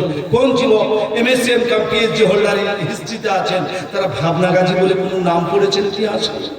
এইগুলি চলে। এর জন্য আপনাকে কাজ করতে হবে, আপনাকে সেমিনার করতে হবে। আমরা তো আছি আলিফ থেকে বুখারী পর্যন্ত মাদ্রাসা জোগানেওয়ালা। আপনাদের উপর যদি কোনো দিক দিয়ে ইমানি আক্রমণ আসে, আমরা কথা দিচ্ছি, আমরা আপনাদের ঋণী, আপনাদের বাড়ি থেকে আমরা পড়াশোনা করেছি, আমরা দাবি করিনি যে আমরা বাপের টাকাতে পড়েছি। হাই স্কুলের মাস্টাররা মনে করে বাপের টাকাতে পড়েছি, কিন্তু আমি নাজমুল হক মনে করি একটা মাস্টার তৈরি করতে জনগণের যত টাকা খরচ হয়েছে, 100টা মৌলবি তৈরি করলে অত টাকা খরচ হয় না। আমাদের মাদ্রাসাতে কি খায়, কতটা বিল হয়? আর মাস্টারদের একটা স্কুলে, আমার স্কুলের প্রত্যেক মাসের বেতন হচ্ছে 90 লক্ষ টাকা, প্রত্যেক মাসের বেতন, খালি বেতন চাই। তাহলে বিল্ডিং দিয়েছে সরকার, বইগুলি দিয়েছে সরকার, ড্রেস দিয়েছে সরকার, অন্যান্য জিনিস দিয়েছে সরকার। কার টাকা দিই? কারো বাপের টাকা নাকি? জনগণের টাকা। জনগণের টাকাতে পড়াশোনা করে মনে মনে করছেন কটা প্রাইভেটে টাকা গুনে যে আমি বাপের টাকায় পড়েছি। ইয়ারা হাজরিন, মাস্টাররা, ডাক্তারেরা, উকিল, ইঞ্জিনিয়ার, ব্যারিস্টাররা যত জনগণের টাকায় পড়েছে, মৌলভী সাহেবরা তার 1000 ভাগের 1 ভাগও টাকা খরচ করেনি জনগণ, বরঞ্চ আমরা আপনাদের ঋণ শোধ করার চেষ্টা করি। ইয়ারা হাজরিন, আজ আমাদের কোন মৌলভী সাহেব পায়ের নিচে যদি এই গৃহের নিচে পায়জামাটা পরে নামাজ পড়ায়, তা আমাদের মুফতি ইসরাইল সাহেব তাহলে বলে কিভাবে নামাজ পড়েছি, পায়জামাটা তোর, বলবে না? বলবে না? তাই বলবো। নাহলে আপনারাই মনে করিয়ে দিলেন। আপনারা বলতে পারেন না, আপনারা যাকে ভোটে দিয়ে এমএলএ দেন। আগেকার যাত্রা চলাই ভালো ছিল না, নাউজুবিল্লাহ মিন জালিক, তাতে আপনার বেঈমান হওয়ার সম্ভাবনা কম ছিল। এখন 2 লনের যুগ, কলগেট কিনো, ব্রাশ ফ্রি, চা কিনো, কাবিরা কিনো ফ্রি। চায়ের দোকানে বসবেন, 5 টাকা দিয়ে 1 কাপ চা, শ্রীদেবীকে দেখা ফ্রি, 2 in 1, একটা কিনো আরেকটা ফ্রি। এখনকার নতুন পাপ চালু হয়েছে 10 বছর থেকে, ভোট দাও নেকির কাজ। আপনি ঠিক মতন যদি প্রয়োগ করতে পারেন এটাও নেকির কাজ। কিন্তু বিজয়া সম্মেলনীর অনুষ্ঠান করে পাতলা বিটি ছেলের নাচ দেখাটা বিনা পয়সায় কাবিরা গুনাহ ফেরি। আপনাদের এলাকায় মনে হয়নি এসব হয় গো? থানাতে কালী পূজার দিন এসব হয়? আরে আপনাদের তো নাম করা থানা, বুঝলেন? এমন কোনো অকেশন নাই বাদ দেয় না। আর আমাদের মেম্বার থেকে প্রধান থেকে পঞ্চায়েত সমিতির সভাপতি, তার উপরে এমএলএ, তারপরে এমপি, তার উপরে রাজ্য পর্যন্ত সব ছুটে বেড়াচ্ছে, সব ছুটে বেড়াচ্ছে। আমার তাই শখ হয়েছে আপনারা সাথ দিলে আগামী দিনে আমি কুরবানি সেলিব্রেশন করবো। কুরবানি সেলিব্রেশন, কুরবানি 5 কুইন্টাল ওজনের গরু জবাই করে তার গোস্তের স্বাদ কেমন, আবার 1.5 ফিট ওজনের গরুর স্বাদ কেমন, সব ভাজা, কোপ্তা, বিমা, স্বামী কাবাব, কোপ্তা কাবাব, শিক কাবাব সব করে রেডি করে সেলিব্রেশন করব। আর সেই সেলিব্রেশনের প্রধান অতিথি হবে ডেভিড অপূর্ব সরকার, প্রধান বক্তা হবে অধীর রঞ্জন চৌধুরী, আর সেখানকার চিফ গেস্ট হবে নিবেন চৌধুরী। আপনারা বলুন তারা আসবে? কুরবানি সেলিব্রেশন কি ব্যাপার ওখানে? বলে কুরবানি। চলো 5 কুইন্টাল জন্য কিভাবে মুসলমানরা একবারে 6 ইঞ্চি চোখে চাকা দিয়ে ফেলে দিয়ে বিসমিল্লাহ আল্লাহু আকবার জবাই করে দিল। ঘন্টার মধ্যে দলিশা একবারে টুকরো টুকরো করে দিয়ে আর 8 ঘন্টা পর দেখা যাচ্ছে 1.5 বছরের ছেলে পর্যন্ত পা উল্টা করে চুষে টানছে। ভিতরে কি আছে? এরা খাই কি করে? চল দেখে আসা, আমরা জিয়াফত দেব না। অধীর বাবু বলবে রাম রাম দাদা, অন্য কাজে ডাকেন, এটাই যাওয়া যাবে না।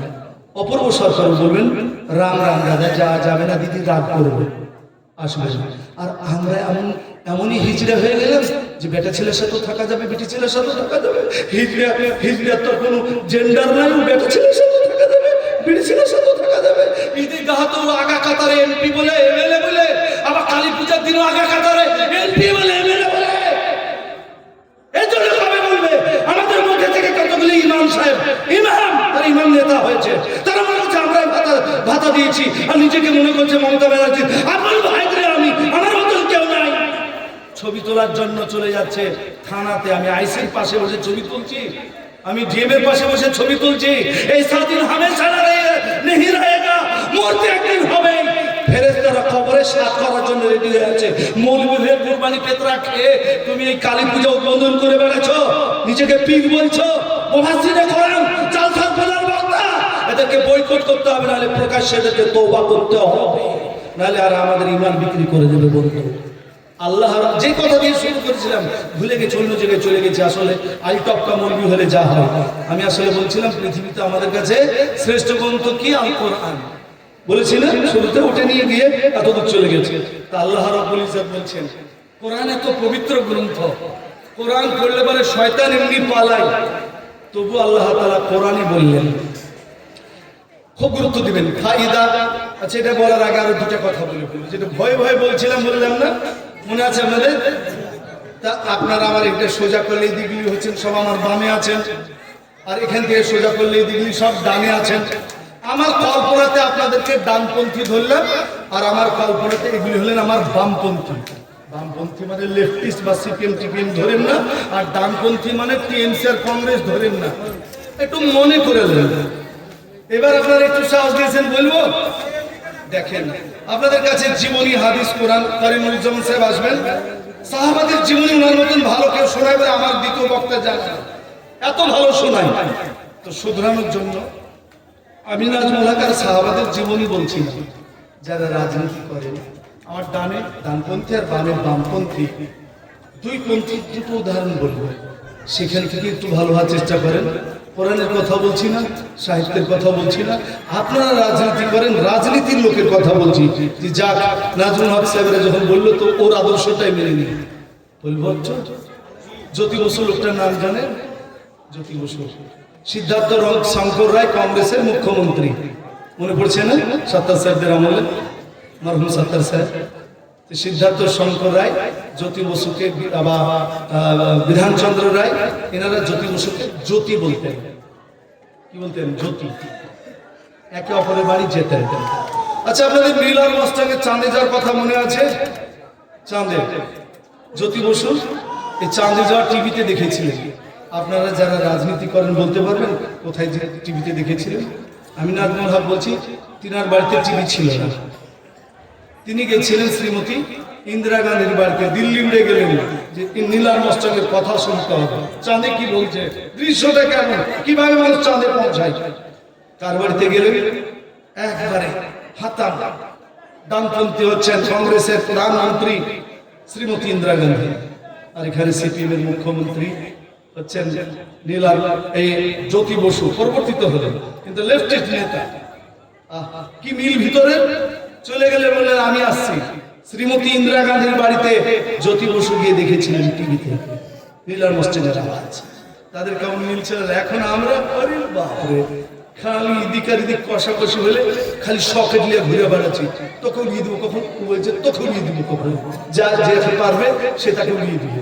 ওই জন্য দার্শনিক বলেছেন আল কাতিল ওয়াল মাকতুল কিলাহুমা ফিন্নার, যে হত্যাকারী আর যে নিহত, যে হত্যাকারী আর যে নিহত দুজনাই জাহান্নামে। এটা কি করে আপনারা বিশ্বাস করবেন? আমি নাজমুল হক মারলাম আর ও মরলো, আমিও জাহান্নামী, মরেও জাহান্নামী, কি করে হয়? এই যে এই ক্ষমতা বুঝে ঢুকবি না, ও বলছে এই ক্ষমতা তুই ঢুকবি না। আমার অত গরম ছিল, ওর অত গরম ছিল, আমি আগে চালিয়ে দিয়েছি, ও পারেনি, শুধু উড়ে গেল। পারলে ও চালিয়ে দিত, আমি মরে যেতাম। কাজে দুজনেই একে অপরকে মারার নিয়ত ছিল, যে পেরেছে আগে সে মেরে দিয়েছে। সেই জন্য দার্শনিক নবী 1500 বছর আগে বলে গেলেন আল কাতিল ওয়াল মাকতুল কিলাহুমা ফিন্নার, দুজনাই জাহান্নামী, কারণ দুজনেই একে অপরকে মারার নিয়ত ছিল, যে পেরেছে সে মেরে দিয়েছে। প্যারা হাজার তাদের মিলছিল। আর একটা কথা বলি, জ্যোতি বসু বাড়িতে সংসার ভালো চলত না, শুনে আপনাদের বিশ্বাস হবে না, কারণ আপনাদের জামাই যদি এখন মেম্বার হয় না, মেম্বার তো বাড়ির দিকে তাকাতে যে ঘাড়ে লাগছে, এত লম্বা বাড়ি, কার বাড়ি গো বলে জানবেন না, আমারই জামাই। আউট ইনকাম করবো আমার জামাই, আউট ইনকাম কিরে ননসেন্স, মানে হারাম ইনকাম, ফিরিজ মারা ইনকাম, রাস্তা মারা ইনকাম, ইত্যাদি ইত্যাদি ঠিক করে নিয়েছে। পঞ্চায়েত সমিতির সভাপতি হলে বুলেটে চলবে, আর যদি কর্মাধ্যক্ষ হয় তো ওই কি বলছি স্করপিও না কি গাড়ি বলছে, ওই গাড়িতে চলবে। মানে ব্যাপারটাই আলাদা, একটু মনে হচ্ছে একবারে বেঁধে দিয়ে এসেছে, খালি মধ্যে যাদের। আর তারপর সব গোষ্ঠীর ষষ্ঠী করে দিয়ে বলছে চল, বুড়ি এখন হয়ে গেছি, চামড়া জড়ো জড়ো হয়েছে, বিটি ছেলের দিকে তাকাতে মন চাইলে চলো হজ করে আসি। এই সারা জীবন যদি কাবা শরীফের পর্দা ধরে কাঁদে আর কাবাতেই যদি মরে, তো লোকের মাটি চোর, বালি চোর, পাথর চোর, ব্রিজ চোর, মিড ডে মিলের চাল চোর, এই নেতা যদি মরে কোনোদিনই আর কাবাতে মরণ হইলেও এই তওবা কবুল হবে না।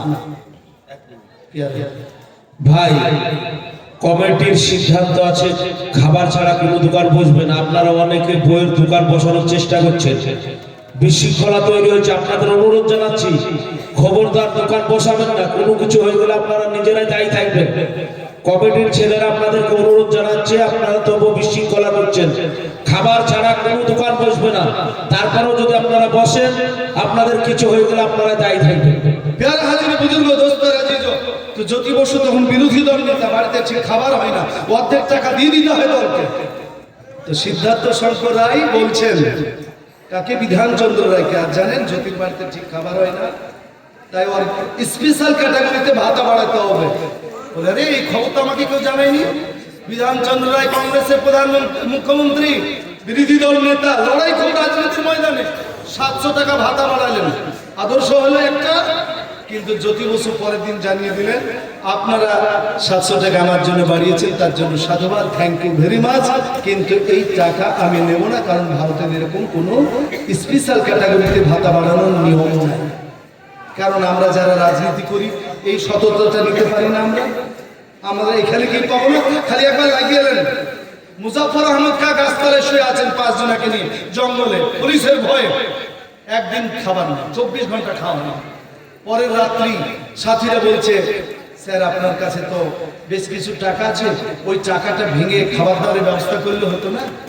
নজরুলের লেখায় পড়েছে, কবি নজরুলের লেখা, তার প্রিয় বন্ধু হচ্ছে মুজাফর আহমদ খান। তার নাস্তিকতা কি ছিল না ছিল ওই দিকটা রাখুন, মানব হিসাবে যার যেটা ভালো সেটা নিতে হয়। মুজাফর আহমদ খান তো কি দিলেন, এই টাকাটা ধার নেব, তো কার টাকা ধার নেব? আপনি মাদ্রাসার টাকা ধার নেবেন তো কার কাছে নেবেন? সেক্রেটারি তো টাকার মালিক নয়, ধার দেওয়ার অধিকার নাই, তার খরচ করার অধিকার রয়েছে, তার ধার দেওয়ার জন্য কেউ রোল করেনি। মুজাফর আহমদ খান বললেন এই টাকা জনগণের টাকা, এটা পার্টির টাকা, আমি খরচ করতে পারবো না। না খেয়ে 2 দিন পার করলেন, তবুও কিন্তু টাকা খরচ করেননি। তাহলে এটা বাম দিকের লোকের জন্য বললাম, এবার ডান দিকের একটা বলি, আমার বক্তব্য শেষ করছি। তারে নুরুজ্জামান সাহেবকে ডাক দেন। ডান দিকেরটা শুনবেন না, নাহলে এদিকে পাল্লা ভারী হয়ে গেছে। এই দিকেরটা বলি, ডান দিকের বলবো, আর একটা ডান দিকের। এবার আপনি আমাদের দেশের একজন প্রধানমন্ত্রী ছিলেন, দিল্লিতে একটা মিউজিয়াম আছে। আমি বলছি আমার জানা মতে পৃথিবীতে সব চাইতে ছোট মিউজিয়াম, ওর চাইতে মিউজিয়াম ছোট হয় না। সে মিউজিয়ামটা হচ্ছে মাত্র 3টা ঘরের। ওই 3টা ঘর হচ্ছে কার বাড়ি জানেন? আমাদের একজন দেশের প্রধানমন্ত্রী। কে হতে পারে বলেন তো? প্রধানমন্ত্রীটা কাছাকাছি। আপনারা ভোট দেওয়ার বেলাতে আপনারা দিতে যে ব্যালট বক্সে করে ফাঁচিয়ে দেন আর কি। কিন্তু এই যে আমরা আপনাদের বাড়িতে খাওয়ালো, 5 রকম কথা একটু জেনে রেখেছি, এই জন্য আমার জাতি যেন বেলাইনে না চলে। তার নাম লাল বাহাদুর শাস্ত্রী। লাল বাহাদুর শাস্ত্রী কৃষি মন্ত্রী, কৃষি সর্বভারতীয় কৃষি মন্ত্রী। কাশ্মীরে যাবেন, বিমানবন্দরে পৌঁছেছেন দিল্লিতে, হঠাৎ মিস্টার জওহরলাল নেহরু হাজির। বলে আপনি কাশ্মীর যাবেন তো? কাশ্মীরে খুব জাড় পড়ে, শীত হয় জানেন? বলে হ্যাঁ শীত হয়। তো শীতের জন্য কি পোশাক নিয়েছেন? তো 40 বছর আগে আমাদের বাবজিরা ধুসা গায়ে দিত না, মোটা চাদর। ওই চাদর বের বুঝে এই নিয়ে যাচ্ছে। বলে মরে যাবেন, ঠান্ডা, ওখানে -ডিগ্রি চলছে, গরম গরম বস্ত্র লাগবে, কোট লাগবে, সোয়েটার লাগবে। নেননি? তাহলে না, আমার নাই তো। একজন দেশে গোটা এত বড় ভারতের তিনি হচ্ছেন কৃষি মন্ত্রী, একটা কোট নাই। মিস্টার জওহরলাল নেহরু জানতেন যে আমার বন্ধুর কোট নাই, এটা জানতেন আগে থেকে। তাই তিনি নিজে কোট কিনে অ্যাটাচিতে ভর্তি করে নিয়ে গেছেন। আমি ওই ছবিটাও দেখে এসেছি যে মিস্টার জওহরলাল নেহরু বিমানবন্দরে কোটটা তার গায়ে পরিয়ে দিচ্ছেন। আজও মিউজিয়ামে লেখা আছে, তার বাড়িতে কোটটা ঝুলছে। কেউ যদি দিল্লি যান, মিস্টার লাল বাহাদুর শাস্ত্রীর বাড়ি যাবেন, 3টা ঘর, একটা টেবিল, একদিকে 2টো চেয়ার, একদিকে একটা চেয়ার। ওই চেয়ারটাতে তিনি বসতেন। অপোজিটের রাষ্ট্রপতি গেলেও বা আরো কোনো পররাষ্ট্রপতি নায়িকারা আসলে সেখানেই বসতে হতো। এই হচ্ছে লাল বাহাদুর শাস্ত্রী।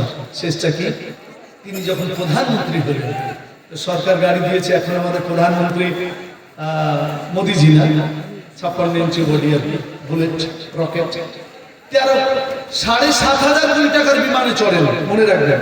আর 13 কোটি টাকার 4 চাকাতে চড়েন, মাত্র 13 কোটি। মানে মরবে না।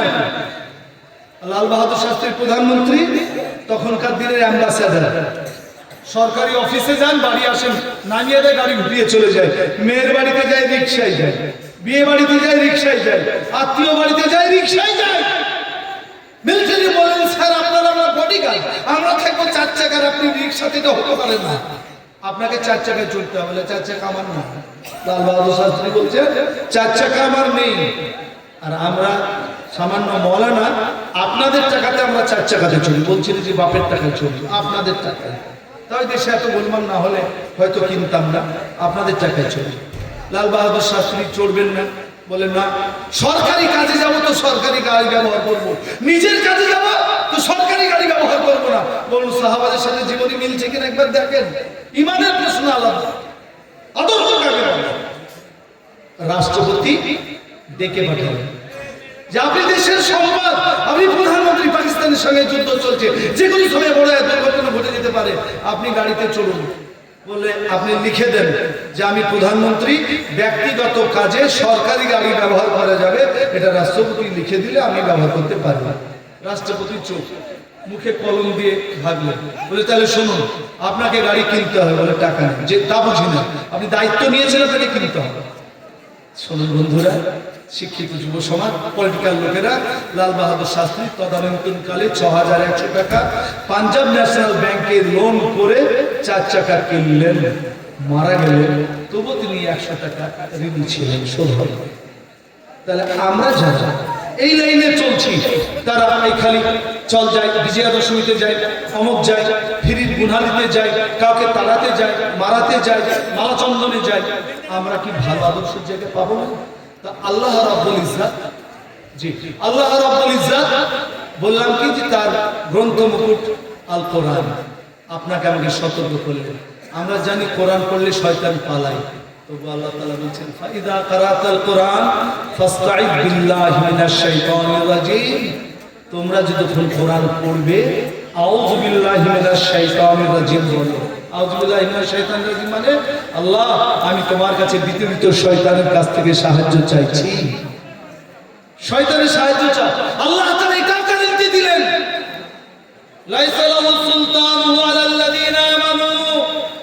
শয়তানের রাজত্ব, ভালো করে শুনবেন, সাদা বাংলা বলছি, শয়তানের রাজত্ব তাদের উপর চলবে না যে ব্যক্তি ঈমান এনেছে, ওয়ালা রাব্বিহিম ইয়াতাওয়াক্কালুন।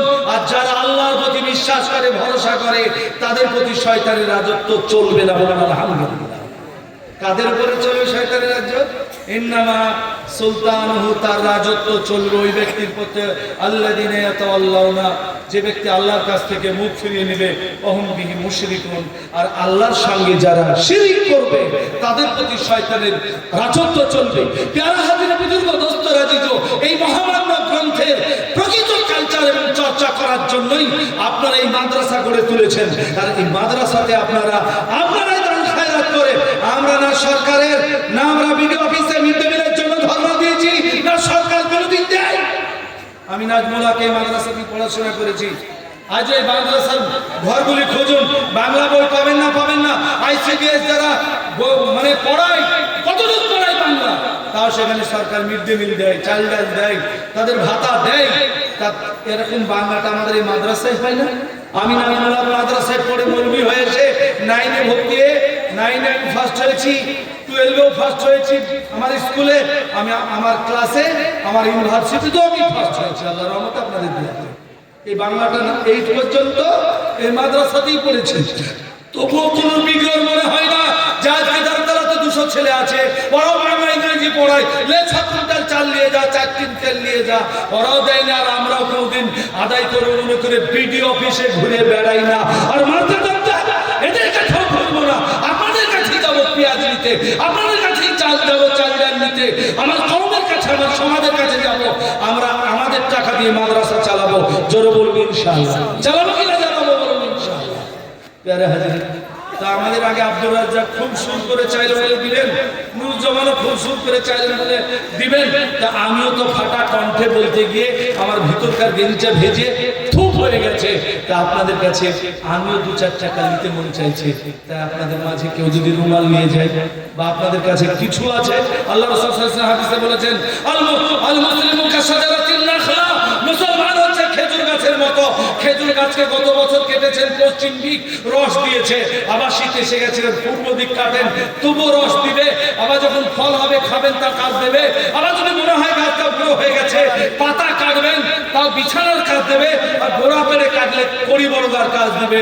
নবী 1400-1500 বছর আগে বলে গেছেন মুসলমানরা হচ্ছে খেজুর গাছের মতো। কাজে একবার জহুরুল ইসলাম চাইবে, কালী নুরুজ্জামান চাইবে, জালসার আগে আমাদের মুফতি বিখ্যাত বক্তা হযরত মাওলানা মুফতি ইসমাইল সাহেবরা শিক্ষক সহ আদায় করেছেন, কমিটি করেছেন, তাও দিয়েছেন। এবার আমি নাজমুল হক আপনাদের কাছে চাইছি, পকেটে যার যেরকম আছে আপনারা দিবেন। কিছুটা বাদাম কেনার টাকাটা রেখে বাড়িতে যেতে হবে, ছেলে মেয়েদের কিছু নিয়ে, বাকি আপনারা দিবেন আশা করছি। ভাই সবাই একটু হাত বাড়ান, আপনাদের কাছে পৌঁছাবে। সবাই একটু হাত লাগান নিজেদের, আল্লাহ আপনাদের জান মালে বরকত দেবে ইনশাআল্লাহ। দেখেন আমি দেবদের মিটিংয়ে মা বোনেরা অনেক রয়েছেন, আমার বক্তব্য হয়তো আপনারা মন দিয়ে শুনছেন না, ভাবলেন এই ফাটা আলী কখন নামবে, আমি এবার নেমে যাচ্ছি। কিন্তু বিনীত নিবেদন করছি মা, যে আপনারা মা বোন রয়েছেন, আপনাদের কাছে আমাদের আলেম ওলামা বা আমাদের হাফেজ সাহেবেরা তারাও যাচ্ছে, আপনারা যে যা পারবেন দেন। ভাই বাপজিরা, গুরুজনরা, এবার হযরত মাওলানা কারি নুরুজ্জামান কাসেমী আমাদের মুর্শিদাবাদ জেলার মাটিতে সবচেয়ে বেশি দিন দারুল উলুম দেওবন্দে পড়েছেন, সেই মাওলানার নাম হচ্ছে কারি নুরুজ্জামান কাসেমী। তিনি এবার স্টেজে উপস্থিত হবেন। ভাই সেই গেলেন, ভাই চলে আসেন, চলে আসেন। কিন্তু মাশাআল্লাহ, জাযাকুমুল্লাহ, আমাদের মা বোনেরা অনেক টাকা পাঠিয়েছেন। আল্লাহ মা বোনদের ইজ্জত আপনাকে হেফাজত করুন, সকলে বলি আল্লাহু আমিন। যেখানেই গোলমাল হয় আগে মা বোনেরাই টার্গেট হয়ে যায়। জি, আর মুফতি সাহেব বলছেন কসবের কথা বলতে, ওটা থাকে একদিন পরে জি জি আপনারা তোলেন। যখন মুফতি সাহেব বলছেন ওনার কথাকে রেডিও যাওয়া যায় না, কারণ আমাদের জেলাতে 7,53,000 সদস্য, কিন্তু মুফতি সাহেবদের সাথে 2 টাকা দিয়ে প্রাথমিক সদস্য হয় আমাদের জমিয়তের। আপনার 10 বছরের ঊর্ধ্বে ছেলেমেয়েরাও হতে পারে, আপনাদের জেলায় আপনাদের ব্লকে অর্থাৎ হরিয়ারপাড়া থানাতে 1,18,100 সদস্য। মুফতি সাহেব ফার্স্ট, তার কথাটা আমি না শুনে আর পারছি না, আপনাদেরকে বলি। আপনারা জানেন কসোভোতে অনেক গোলমাল হয়েছে আর কি। আমি বলছিলাম যে যেখানেই গোলমাল হয় মায়েরা টার্গেট হয়ে যায়। কসোভোর মাটিতে বৌদ্ধরা বেশি, বৌদ্ধরা 7-8 লক্ষ, আর বৌদ্ধরা প্রায় 1 কোটি, আর মুসলমানরা হচ্ছে 7,30,000। হঠাৎ করে 2007-8 সালে বৌদ্ধরা স্লোগান দিল যে আমরা কিচ্ছু খাই না, আমরা ছাগল, মুরগি, ভেড়া, উট, গরু কিছুই খাই না। আর মুসলমানরা কিছু বাইর দেয়, এরা উট খায়, গরু খায়, ছাগল খায়, ভেড়া খায়, বিসমিল্লাহ আল্লাহু আকবার খায়, বলি চালায়। কাজে এদের কোরআন দেখলে পড়াও, মসজিদ দেখলে ভাবো, এ মুসলমান দেখলে কচু কাটা করো। 3 দিনই 22, 23 এবং 24 ফেব্রুয়ারি 2008, 3 দিনে মুসলমান গণনায় 7,30,000 ছিল, কমে 5 লক্ষ হলো। 3 দিনে 2,30,000 মুসলমানকে হত্যা করেছিল বৌদ্ধরা। যারা হাজির, সেই রাত্রে এক মুসলিম জননী তার কচি বাচ্চাকে নিয়ে ঘরের ভিতরে আত্মগোপন করে, ভাবে বাড়িতে কেউ নেই। ইত্য বছরে 1 রাত, আর একদিন আর 1 রাত আসে, কিছু খাওয়া নাই। বাচ্চাটা মেঝে মাঝে মাঝে কেঁদে উঠে। মুসলিম জননী সাবিয়া ভাবলেন ধরা পড়েই যাব, তাই গোপন না থেকে ছেলেকে, সন্তানকে বাঁচানোর জন্য বের হয়ে রান্না শুরু করলেন। সবজি রান্না করছেন, মিলিটারি এসে বলছে তুমি কি রান্না করছো? বলে স্যার 4 জন মিলিটারি আছে, হাতে অস্ত্র। বলে স্যার ভেজিটেবল রান্না করছি, সবজি। বলে কি তোমরা মুসলমান গোস্ত খেতে ভালোবাসো, দাঁড়াও সবজি রান্না করতে হবে না, গোস্ত এনে দিচ্ছি। মুসলিম মা সাবিয়া আল্লাহর কাছে প্রার্থনা করেন, আল্লাহ হারাম খায় না মরার আগে। এরা কুকুর, বিড়াল, শুকুর বা মরা মানুষের গোস্ত নিয়ে এসে বলবে খাওয়া, নাহলে গুলি করবো, মরে যাবো, তাও ভালো, কিন্তু খাবো না, আল্লাহ আমাকে হেফাজত করো। এই বলে মিলিটারি গুলি চলে গেল। কিছুক্ষণ পর মিলিটারি হাজির, তাদের কাছে ব্যাগ নাই, ক্যারি নাই, কিচ্ছু নাই, ওই অস্ত্র। মনে মনে ভাবছে আর যে বললো গোস্ত নিয়ে আসবে, এদের কাছে কিছু নেই, রান্না চলছে। বাচ্চাটা মায়ের কোলে চিপটে গেছে, একবারে চিপটে গেছে মায়ের কোলে। বাচ্চাদের কাছে সবচাইতে নিরাপত্তার আশ্রয় হলো মাতৃকোল। বাচ্চা একবারে 6 মাসের শিশু, কথা বলতে জানে না, মা সাবিয়ার কোলে একবারে ঢুকে গেছে। মিলিটারি গুলি একবার দিয়ে বাজ পাখি যেমন শিকারের উপরে ঝাঁপিয়ে পড়ে, তড়িৎ গতিতে একবারে ঝাপটা দিয়ে মা সাবিয়ার বুক থেকে বাচ্চাটাকে কেড়ে নিল। কেড়ে নেওয়ার পর মাটিতে শুইয়ে শখ করে চাকু চালিয়ে দিল। মা বলে কাঁদার সময়, মা সাবিয়া কোনো মা সহ্য করতে পারবে না, কারণ কোনো মা চায় না যে তার সামনে তার কলিজার টুকরা সন্তানকে কেউ জবাই করুক, এটা কেউ দেখতে চায় না, না হিন্দু না মুসলিম। মা সাবিয়ার সামনে যখন বাচ্চাকে জবাই করা হলো, ভাবছেন এরপরে কি হবে। ছটা ঝড়, কচি বাচ্চা 6 মাস বয়স, মা বলে ডাকতে শিখেনি। তার হাত পায়ের মাংসগুলিকে পিস পিস করে কেটে মা সাবিয়ার উত্তপ্ত হাঁড়িতে দিয়ে বলল, এই দেখো তোমাকে গোস্ত দিয়ে গেলাম, এবার আরাম করে খেও বলে দুষ্ট পিশাচ নরখাদকেরা চলে গেল। ওগো কেদারতলা পার্শ্ববর্তী এলাকা মুর্শিদাবাদ, হরিয়ারপাড়ার বিভিন্ন গ্রামের মা বোনদেরকে বলতে চাই, এরা যতই হুঙ্কার মারুক, যতই দিলীপ ঘোষেরা কথা বলুক, আমাদের একজন স্রষ্টা আছেন আল্লাহ, দেশের আইন রয়েছে, সংবিধান রয়েছে, কিন্তু এটা তো ঠিক কসোভের মাটিতে যেইভাবে অত্যাচার আমার মুসলিম জননী সাবিয়ার উপরে হলো, এখনো ভারতের মাটিতে সেই সময় আসে। আমাদেরকে তার সম্মুখীন হতে হয়নি, আল্লাহ আমাদের হেফাজত করুন।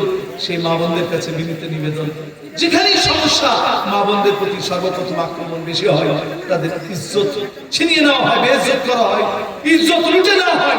তা আল্লাহর কাছে একান্ত প্রার্থনা, আল্লাহ আমাদের সমাজের প্রতিটি মা বোনদের ইজ্জত, আবরুকে, সম্মানকে আল্লাহ তুমি হেফাজত করো। সকলে বলি আল্লাহুম্মা আমিন। তাই মায়েদের কাছে বিনীত নিবেদন, আপনাদের প্রকৃত ইজ্জতের সম্মান রক্ষার্থে আসুন মাদ্রাসার পাশে আপনারা দাঁড়ান। এত বড় মাদ্রাসা করেছেন, যুগ যুগ ধরে আপনারা দান খায়রাত করবেন, আর দান খায়রাত করলে আল্লাহর পক্ষ থেকে গজেব আসবেন, এটা আমাদের বিশ্বাস। আল্লাহ আপনাদের আমাদের সকলকে কবুল করুন। আপনাদের সকলের সার্বিক মঙ্গল কামনা করে আমি নাজমুল হক শেষ করছি। আলহামদুলিল্লাহি রাব্বিল আলামিন। আসসালামু আলাইকুম। জি, এতক্ষণ পর্যন্ত আপনারা আমাদের পীর সাহেবও একটা আমরা